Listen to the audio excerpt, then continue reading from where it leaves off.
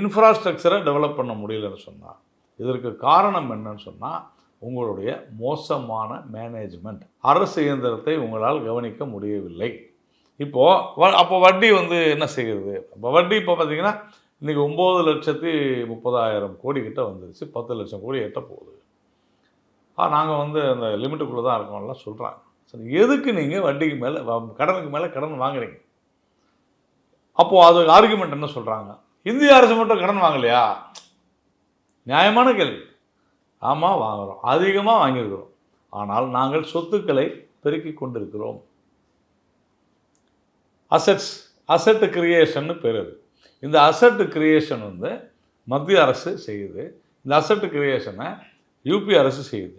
நீங்கள் ஏன் செய்யலைன்றது தான் கேள்வி. சொத்துக்களை நீங்கள் பெருக்குகிறீர்களா என்றால் இல்லை. மாறாக வட்டி அதிகரித்து கொண்டிருக்கிறது. இதுதாங்க விஷயம்.